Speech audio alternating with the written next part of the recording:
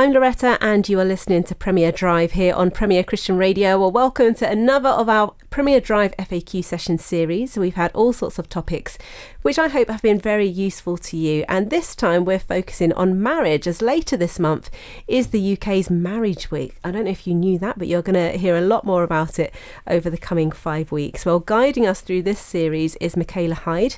She is the Project Director and Marriage Week Coordinator for the Marriage Foundation. This year, their theme is a recipe for a healthy marriage, and they're encouraging couples to reflect on the importance of the right ingredients for a strong and lasting relationship. And hopefully we're going to guide you through that over the next few weeks. Well, in this first episode, not only are we going to get to know Michaela a little better, but we're also going to be finding about the 6 ingredients that they've identified for your marriages to focus on. Michaela, welcome to Premier Drive. Thank you, Loretta. It's really great to be here. I'm looking forward to this week for us to give some practical advice, some spiritual advice as well, and just have some really honest conversation around marriage, as it's in such an important pillar in the community, in the institution, and the church has a key part to play as well. Just tell us a bit about the Marriage Foundation to start with. What does it do and what is its purpose? Okay, so Marriage Foundation was founded in 2012 actually by Sir Paul Coleridge. He had been in the family justice system for 30 years as a family law specialist and 14 as a High Court judge.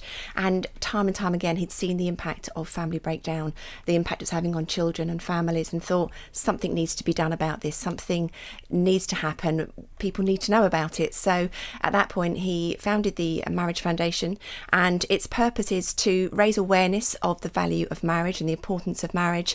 But what's unique about Marriage Foundation, which I don't think anything before has addressed this in this way, is the research that we're able to produce. So it's fantastically robust research that really highlights and identifies the issues that have come up for families. So in one respect, there's real authority, because we're not waving a moral finger at society and saying you should be married because it's wonderful. It's saying actually this is the best thing for families, this is the best thing for society, and our stats demonstrate time and time again just how important it is. So tell us a bit about your role then. Okay, so I started working for Marriage Foundation last May, so it will be almost a year when we actually sort of have Marriage Week. In fact, no, it's a year now, isn't it? Because we're for May. Congratulations! May. It was the 1st of May I started. Thank you so much. There we are. I was involved with Marriage Foundation to some extent with Marriage Week, but in May I became the coordinator of Marriage Week and project director. But Marriage Week is my key project. That's the one that I'm giving all my time and energy to, and have been doing so since last year. And ultimately, the role of the coordinator of Marriage Week is to create a campaign that encourages couples to invest, encourages churches to join in. It encourages our nation, actually, whatever your faith, to say, actually, I want to stop and look after my relationship. I need to do that. I need to regularly invest and take care of it. So that's ultimately my job. It sounds like a really interesting, very unique job to have as well. It is, yeah. I guess, the Marriage Foundation exists. Lots of people won't know that. Lots of people won't know that Marriage Week exists even. So is marriage old-fashioned and outdated? Do we still need it? Why don't we just still live together? Society's changed. Why is there a whole foundation still where there's enough that they have employed someone like you to highlight this? Yeah, it's a really good question. I think that there are headlines that we've seen in the media and the press sort of suggesting that maybe marriage is old-fashioned and outdated. In actual fact, marriage still remains our biggest aspiration. There are lots of stats around teenagers in particular who say, we aspire to be married, but somehow it doesn't always translate on into those older years. And sadly, there is a drop in marriage rates. That is absolutely true. However, the marriages that are happening today are stronger than ever. Divorce rates are right down to back to where they were in the 1970s. So marriage itself is still working really well. Obviously, there will be some that don't. That's a given. But the actual institution of marriage is working. However, this idea of outdated and old-fashioned, it's a really interesting one. I actually have a podcast called The M Word. I do it with my husband. And in the podcast, we call it The M Word because if you were to describe to somebody this fabulous kind of relationship. It's got its ups and downs, it's got difficulties and challenges, but this is what it is. And you're describing marriage, but you don't use the word marriage. Most people would say, that's what I want, that's what I need. But when you put the label of marriage on, people have misconceptions. Is it patriarchal? Is it archaic?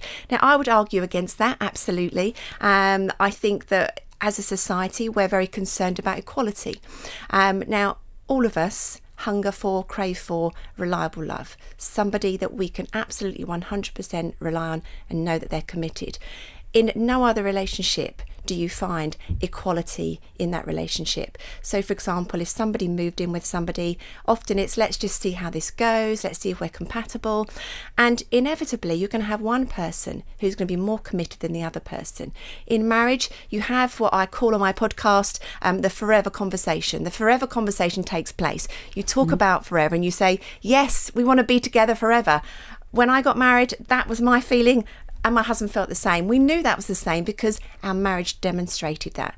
So I think absolutely marriage is something that is very up to date because we are talking about equality. And one other point that comes up as well that is about whether it's old fashioned is this idea that the woman is given away by her father and walk down the aisle and all this sort of thing. And it's tradition and etc. etc. For us, we're Christians. For us, it was very much about I gave myself to my husband, he gave himself to me. Our families gave us over to each other. And that is very biblical as well. We read that in the Bible, that we are given to each other and we leave our family unit and we become one flesh. And for me, it's a very equal thing. There's no patriarchal kind of attachment for me. That's how I interpreted it. And in fact, our whole wedding and then our reception, I did a speech for our reception because I thought, why are all these men standing up saying things? I've got something to say. And frankly, I got the most laughs for my speech. So, but I think it's about how you interpret that service. And again, God's at the centre of it for us, but we were giving ourselves to each other in an equal kind of way. Well, I think at least for the church, it definitely is an aspiration for many Christians. And of course, we want our marriages to be as healthy as they can be and to get off to the best start possible. That's what this course over the next few weeks is all about. So the theme this year for Marriage Week is a recipe for a healthy marriage.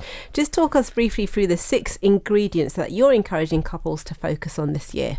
Okay, yeah. I mean, it's an interesting one when we started to think, okay, so what are the 6 ingredients? Like, these are the magic ones, everyone, these are the ones. But actually, there'll be others you might think of, but we felt these encapsulated most areas that are important in a marriage. So communication, okay, so we need to be able to communicate. We need to be open. We need to be honest. We need to be vulnerable, but we also need to communicate in a way that is ready to listen, to understand. Sometimes people will talk and they're just really, and the person replies and they're really waiting for the other person to stop talking so they can say something else again. Communication is about listening and understanding your partner, and that's how we can grow as a couple. Commitment.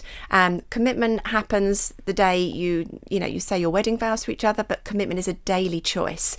We may not always feel, fabulous about our relationship. We might have highs and lows, challenges, difficulties, but it's a daily commitment. My husband comes home from work and maybe he's had a really tough day.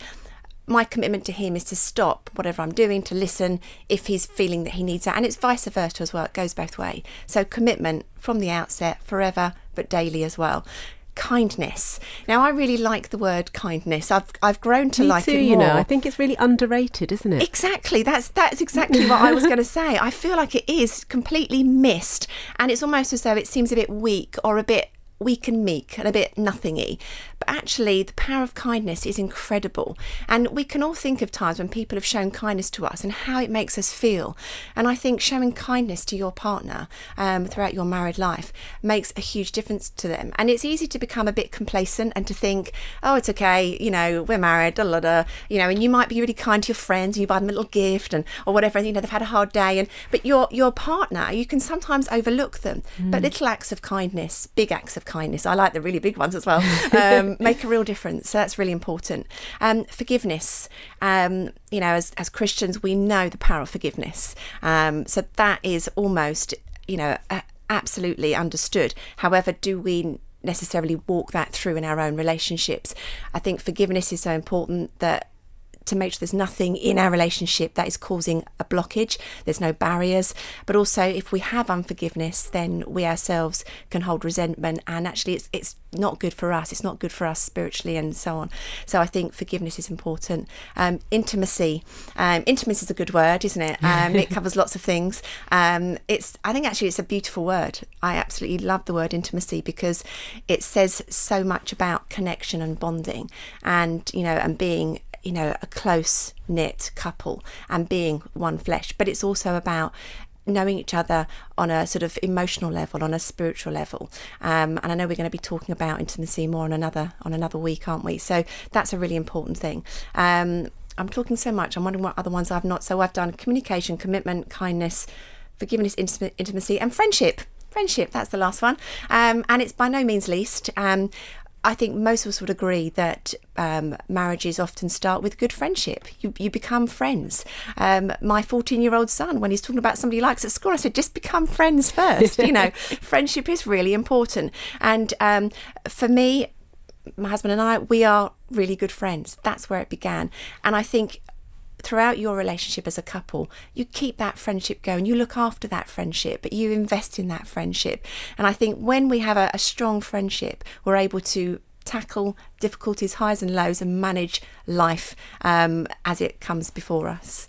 I'd say that's a pretty comprehensive list, and like you said, there's no formula, but certainly those things are going to be great ingredients for a recipe for a healthy marriage. I hope you all stay with us on this journey for the next few weeks. Next week we're going to start at the very beginning, seeing as that's the good place to start. And I'm going to be talking about myths and misconceptions around marriage, perhaps ones you had before you got married, if you've been married for a long time, maybe the things you wish someone had told you on day one. Michaela will be here next week talking to us about that. Michaela, thank you once again. Pleasure. Thank you. Just give us the website for the Marriage Foundation in case anyone wants to look it up. Okay, so it's www.marriage-week.org.uk. Brilliant. Thank you.